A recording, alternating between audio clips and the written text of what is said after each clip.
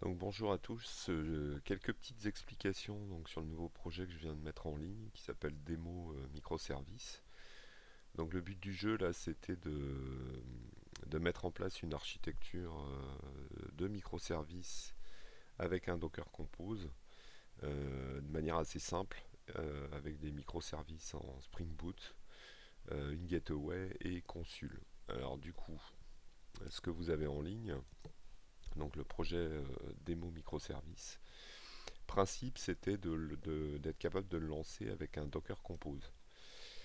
Du coup, on a un POM parent avec trois sous-modules, donc Gateway, Service Hôte, Service Message, qu'on est deux microservices. Alors, je fais rapidement le tour du propriétaire. Donc, le microservice message, c'est assez simple.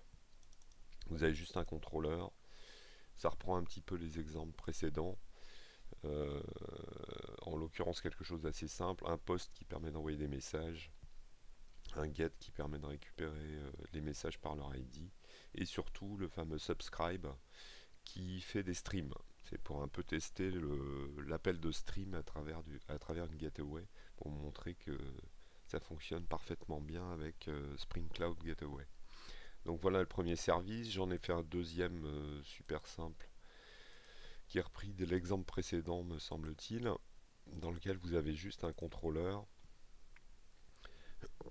qui prend un login, un password et qui vous envoie un token bearer qui est juste le login en majuscule. C'était pour avoir deux microservices à déployer. Alors le principe, c'est donc ici d'utiliser une architecture avec Consul. Alors pourquoi utiliser Consul? Simplement, Eureka c'est sympa, sauf que pour lancer un serveur, on est obligé de faire une appli Spring Boot qui contient une ligne avec une annotation, enable Eureka, là, serveur. Donc je trouvais ça un peu ridicule de faire un package quand on fait du Docker Compose sur une appli Spring Boot avec je sais pas combien de mégaoctets, juste pour avoir un serveur. Donc là l'idée c'était d'utiliser Consul. Donc si vous regardez le Docker Compose, le service Discovery donc, qui va enregistrer l'ensemble des services, c'est simplement une image Consul. Donc en l'occurrence ici j'ai pris la 1.7. Et donc l'idée c'était de transformer les exemples que je vous ai montrés pour qu'ils utilisent Consul à la place d'Eureka. Voilà. Du coup, ici, c'est beaucoup plus simple pour le Docker Compose. Évidemment, on n'a pas d'appli à créer. On va chercher directement l'image Consul, on la lance, il écoute sur le port 8500. Il suffit juste en fait de trouver comment enregistrer nos services en tant que client auprès de Consul. Alors, je le prends par exemple sur le service message. Comment on fait? Simplement au niveau du POM, on va mettre dans les starters, au lieu de prendre Eureka Client en l'occurrence, je vais juste ici prendre Consul Discovery. Donc au niveau de la configuration, c'est essentiellement ça qu'il faut faire. Et évidemment, lui dire où trouver le serveur Consul. Et donc là, ça va être dans le fichier de properties euh, qu'on va aller lui expliquer.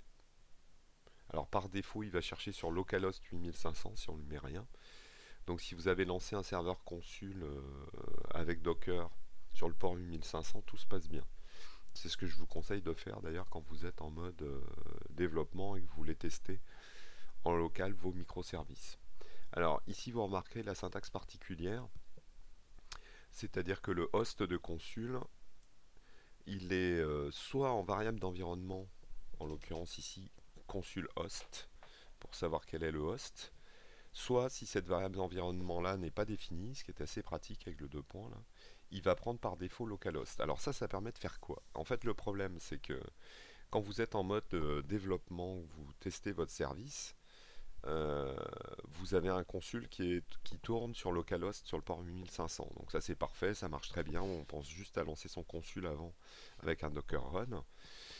Euh, le problème c'est que quand on va packager tout ça dans un Docker Compose, il va lancer donc dans des containers séparés chacun des éléments. Donc en l'occurrence, consul va être lancé dans un conteneur, chaque service dans un conteneur et ainsi de suite. Et donc du coup, Ce qui va se passer, c'est que le host ne sera plus localhost, puisque chacun sera dans un conteneur Docker qui aura une adresse IP séparée. Et donc, l'idée ici, c'est simplement de dire que dans le Docker Compose, quand je serai en mode je lance toute ma stack d'un coup, et donc plus en mode développement, je vais prendre ce fameux consul host. Alors ça marche comment? C'est simple. Donc par défaut, quand vous allez lancer ici votre microservice, il va donc prendre localhost, puisque consul host n'est pas défini. Par contre, quand vous êtes en train de faire un Docker Compose up, on va simplement lui définir cette fameuse variable d'environnement. Donc en l'occurrence ici, dans le Docker Compose, quand je vais lancer le service message, je vais aller chercher l'image Docker que j'ai fabriqué à partir de mon service, et je vais préciser ici en le passant en paramètre, donc c'est Java Tool Option, au conteneur, que le consul host c'est Discovery. Et Discovery, c'est simplement le conteneur qui contient consul. Donc du coup, de manière automatique, il va switcher, au lieu d'utiliser localhost, il va utiliser ici Discovery 2.8500. Donc je n'ai pas surchargé le numéro de port, puisque ça sera toujours 8500 ici en l'occurrence. Donc ça c'est assez astucieux, c'est pratique pour pouvoir lancer en fait son appli soit en mode normal run depuis IntelliJ, dans ces cas-là il prend la valeur par défaut localhost, soit en lui définissant quel est le host sur lequel il doit se connecter. Donc ça c'est pratique et assez efficace. Du coup je peux le lancer soit en run en mode normal, soit le lancer directement dans le Docker Compose.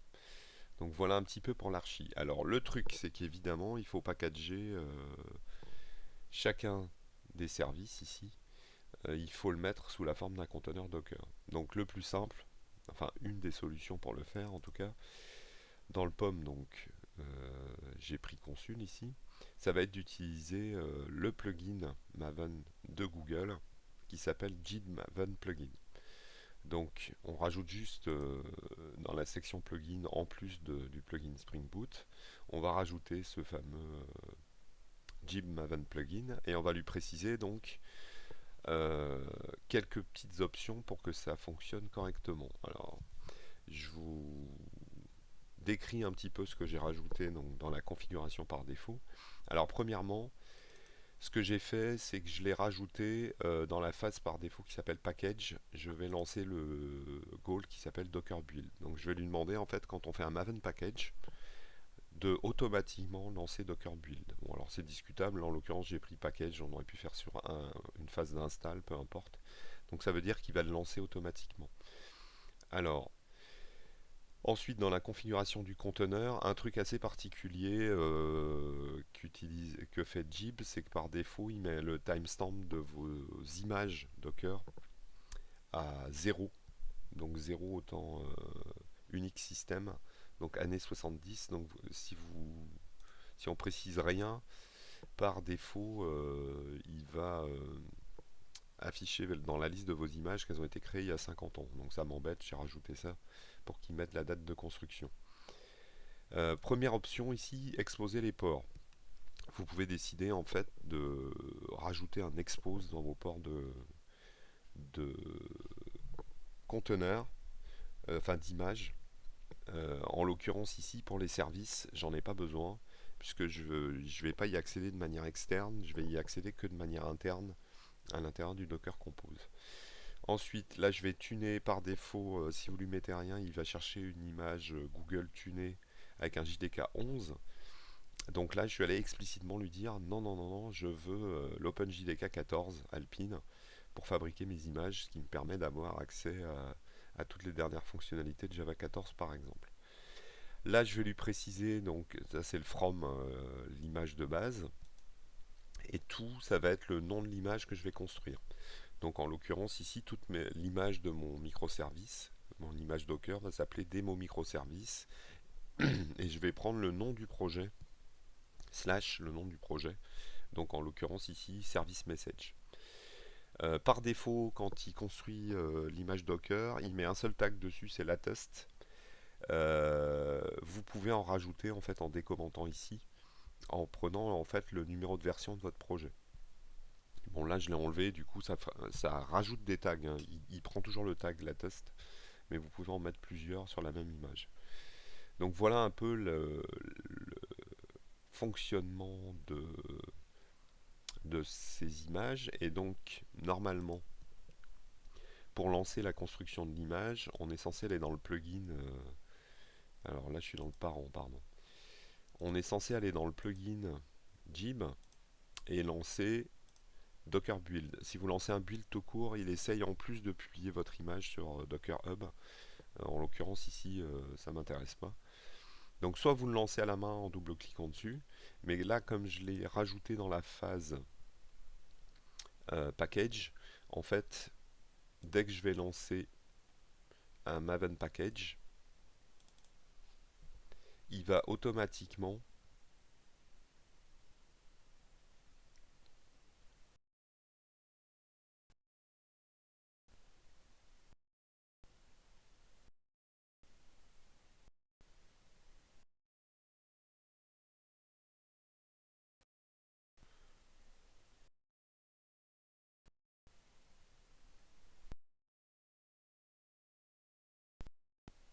voilà, donc là j'ai et vous voyez qu'à la fin en fait Docker build automatique puisque je l'ai rajouté dedans et donc il a fabriqué en fait une image directement. Alors ça c'est assez pratique. Du coup ça donne quoi? Ben, si je fais mon Docker Images pour lister mes images, je vois ben, que là je viens de fabriquer une nouvelle image. Voilà, il y a 34 secondes, qui s'appelle Demo Microservice slash Service Message. Donc là, il a fabriqué automatiquement une image Docker pour mon service dans lequel il a mis l'appli Spring Boot, il a packagé le tout, et donc c'est assez pratique. Du coup, comme j'ai mis ça dans tous les éléments, donc, et dans la gateway, alors dans la gateway, petite particularité, j'expose en plus, comme c'est elle qui va être accessible de l'extérieur de mon Docker Compose, j'ai exposé le port 8080 sur lequel la gateway va prendre les requêtes. Mais pour le reste, c'est exactement la même chose. Donc du coup, comme j'ai mis ça dans mes trois morceaux là, si je vais dans le pomme parent et que je lance un Maven package, il va descendre et fabriquer tout. Donc ça, c'est assez pratique. Alors vous remarquerez les tests parce qu'en fait, il essaye d'enregistrer. Je ne l'ai pas lancé euh, sur, donc en disant que la connexion 8500 a échoué.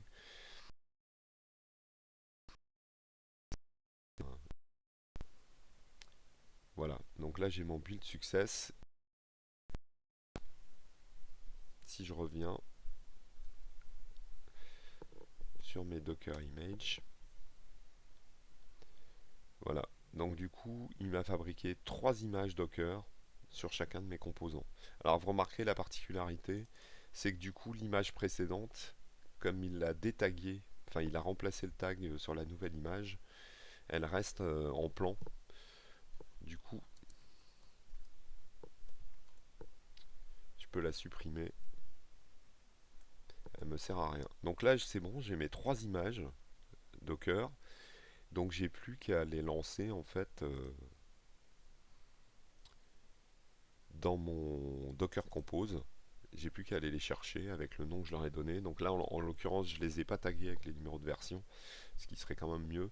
Donc il va chercher la latest. Donc quand je suis en train de builder, c'est assez pratique.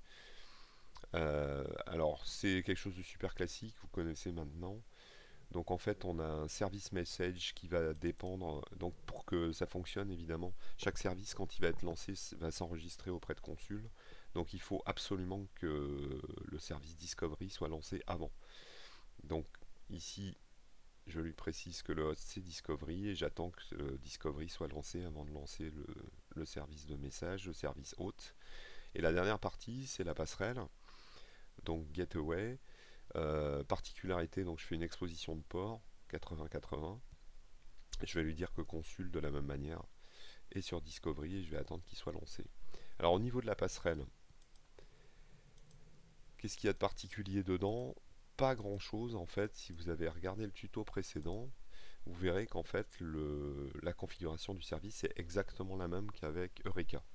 En l'occurrence, alors petite particularité, j'ai pas vérifié si c'était obligatoire, le nom du service, donc c'est le nom qui a été donné comme d'habitude à l'appli Spring. Donc ça fonctionne exactement comme avec Eureka, on est d'accord. Donc dans les properties ici, vous avez vu, le nom du service, ça s'appelle Service Message. Et donc, quand je veux accéder à mon service enregistré auprès de Consul, je fais un LB pour load balancing slash service message et il va chercher automatiquement ce service message.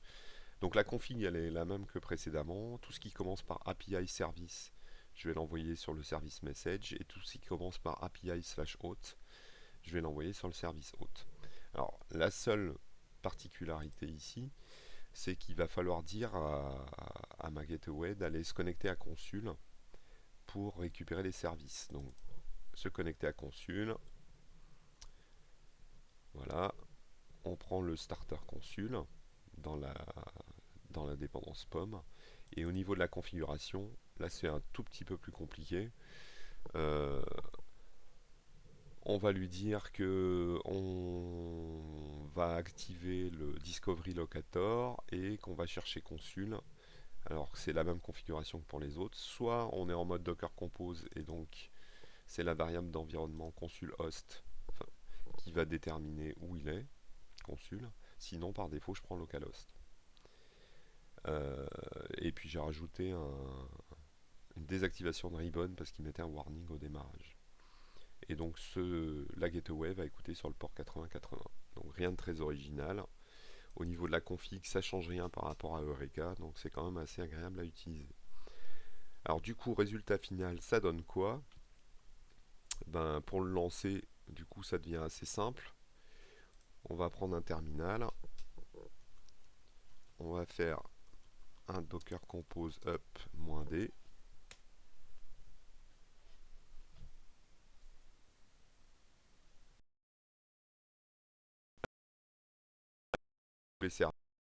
Alors je vous rappelle que faut attendre un petit peu quand même parce que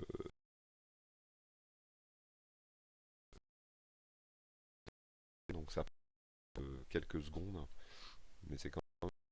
Alors au niveau des requêtes du coup, toutes les requêtes, donc c'est la passerelle qui va les prendre et qui va les rediriger derrière. Alors du coup, pour la démo, je vous ai dit tout à l'heure, j'ai sur le service message, j'ai un stream qui tourne pour les notifications.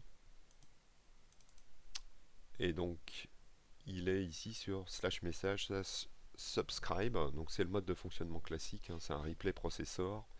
Je fabrique un flux infini à partir de ce replay processor. Et à chaque fois que quelqu'un poste un message, j'envoie une notification dessus. Du coup, ça donne quoi au niveau du service? Vous allez voir, ça passe directement par la passerelle. Bah, je vais juste faire un curl sur localhost 80-80. Donc là, je vais passer par la passerelle. Donc la racine, c'est API service. Et derrière, je vais mettre slash message subscribe. Alors je vous rappelle qu'il faut absolument passer par curl, puisque le client IntelliJ, là j'ai la dernière version d'IntelliJ 2020, là, mais ils n'ont toujours pas rectifié ça. Le client d'IntelliJ ne fonctionne pas avec les streams. Du coup, là j'ai mon stream qui attend. Ben, je vais simplement lancer une petite requête post. Donc les posts API service message. Et dedans, je vais préciser un texte. Donc j'ai juste un texte, un utilisateur. Voilà. Donc j'ai bien mon ID qui a été attribué, il a été posté.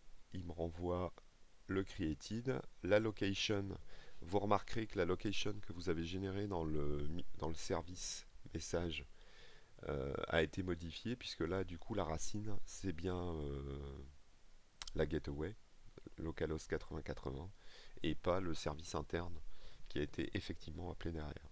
Et du coup, si vous regardez dans votre terminal, il a bien une notification qui est passée à travers la gateway. Donc ça passe, les streams passent sans souci à travers la gateway. Et si je relance un nouveau message, voilà, dans mon terminal, je reçois bien en stream tout ce qu'il faut. Donc voilà une petite démo qui comprend l'essentiel. Vous avez votre Docker Compose. Donc en l'occurrence ici, euh, il suffit de rajouter ce qu'on veut dedans, donc des bases de données Mongo, MySQL ou ce que vous voulez. Et les services vont être listés ici de manière automatique. Enfin, vous mettez vos services en rajoutant le plugin Jib qui permet de fabriquer le truc.